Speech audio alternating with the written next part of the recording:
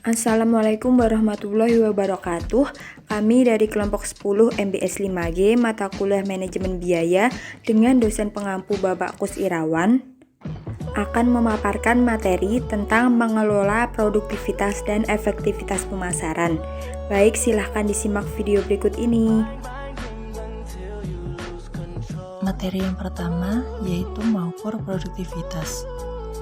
Produktivitas merupakan salah satu aspek yang menentukan keberhasilan suatu perusahaan dalam persaingan dunia industri yang semakin ketat.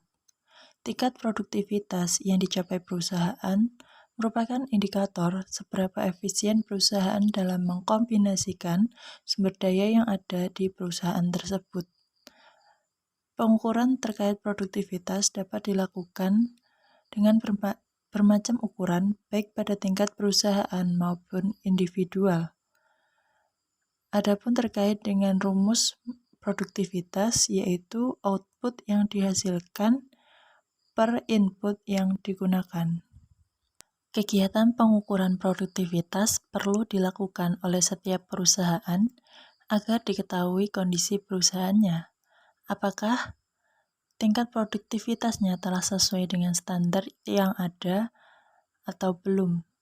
Adapun evaluasi hasil pengukuran dapat dilakukan dengan cara 1. Membandingkan hasil pengukuran dengan produktivitas standar yang telah ditetapkan manajemen. 2. Melihat bagaimana perbaikan produktivitas yang telah terjadi dari waktu ke waktu. 3. Membandingkan dengan produktivitas industri sejenis yang menghasilkan produk serupa.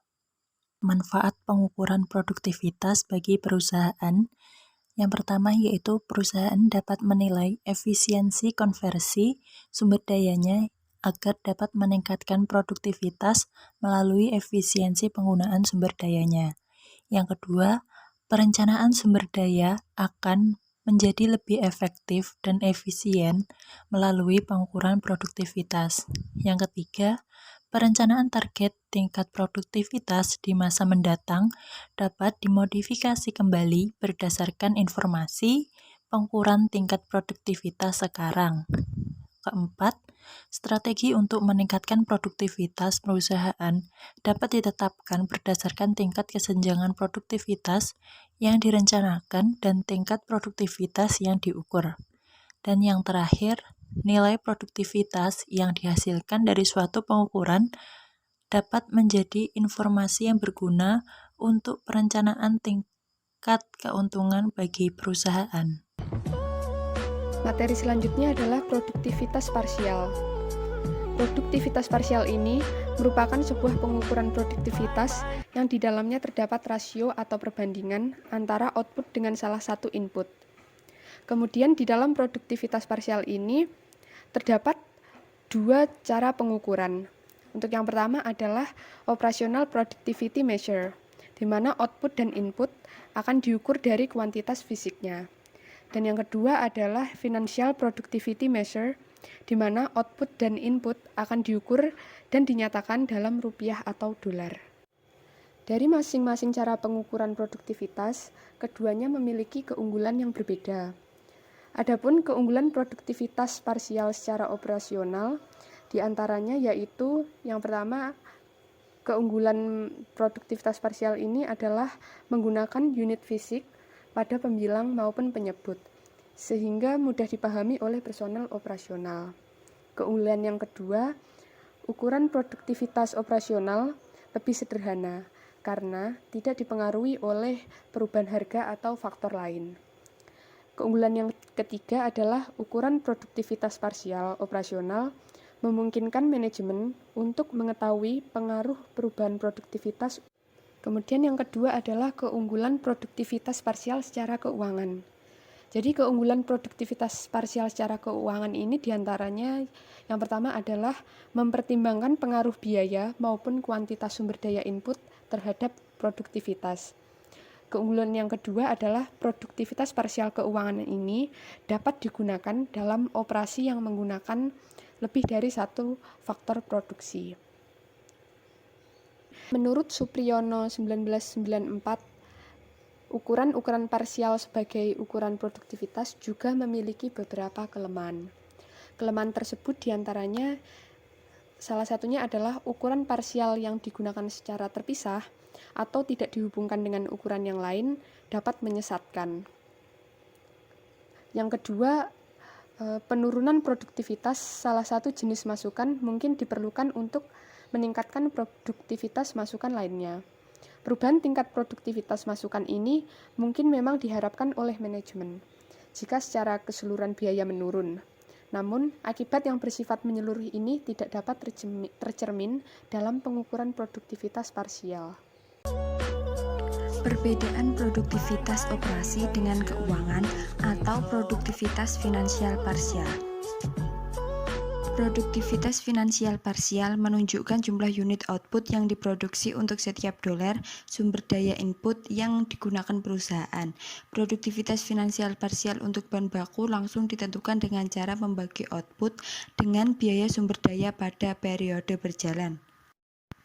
Hasil yang bertentangan dengan produktivitas operasional parsial tenaga kerja langsung dapat dilaporkan sebelumnya. Hasil ini menunjukkan bahwa meskipun produktivitas tenaga kerja per jam meningkat, biayanya mengalami peningkatan karena upah per jam lebih tinggi untuk mengganti keuntungan yang diperoleh dari peningkatan produktivitas per jam. Faktor-faktor yang menyebabkan perbedaan biaya produksi di antara dua operasi adalah perbedaan dalam tingkat output, biaya input, atau produktivitas. Dari makalah tampilan 2 menunjukkan jumlah ketiga faktor pada titik A adalah angka-angka aktual, jumlah unit output, biaya input, dan produktivitas, dan titik B adalah biaya untuk memproduksi output. Satu-satunya perbedaan antara titik A dan B adalah pada produktivitas. Jadi perbedaan antara titik A dan B dikaitkan dengan perubahan produktivitas. Titik C, satu-satunya perbedaan antara titik B dan C adalah biaya sumber daya input per unit pada setiap tahun. Jika ada perbedaan antara jumlah-jumlah pada titik B dan C adalah hasil dari perbedaan biaya sumber daya input per unit. Titik D, perbedaan biaya yang terdapat antara titik C dan D adalah karena perbedaan tingkat output antara kedua titik tersebut. Output tersebut kemudian dibagi dengan total biaya dari sumber daya yang dibutuhkan untuk memproduksi output tersebut. Karena total biaya dari sumber daya yang dibutuhkan setiap tahun ditentukan menggunakan tingkat produktivitas yang sama dan biaya sumber daya input per unit yang sama. Total biaya dari sumber daya yang dibutuhkan pada setiap tahun adalah proporsional terhadap masing-masing tingkat output. Hasilnya, rasio output terhadap input atau biaya pada titik C dan D selalu sama. Lebih jelasnya lagi, silahkan dicek makalah kami. Baik, selanjutnya di sini saya akan menjelaskan mengenai keterbatasan analisa produktivitas parsial. Ukuran produktivitas parsial mempunyai beberapa keterbatasan. Nah, keterbatasan yang pertama yaitu hanya mengukur hubungan antara sumber daya input dan output. Contohnya, Erie Precision Tool Company dapat memperbaiki produktivitas parsial tenaga kerja langsung jika pemborosan pada bahan baku bukan yang menjadi perhatian. Melainkan perusahaan ini bisa mendorong produktivitas parsial bahan baku langsung melalui penurunan pemborosan bahan baku langsung dengan penggunaan jam tenaga kerja tambahan untuk mendorong setiap bahan baku secara cermat. Keterbatasan yang kedua adalah produktivitas parsial mengabaikan pengaruh perubahan faktor-faktor produksi lainnya terhadap produktivitas. Contohnya adalah peningkatan kualitas bahan baku bisa meningkatkan produktivitas parsial bahan baku maupun tenaga kerja langsung. Erie Precision Tool Company pada tahun 2007 mungkin mempunyai tenaga kerja dengan pengalaman dan tingkat keterampilan yang lebih tinggi dibandingkan pada tahun 2006.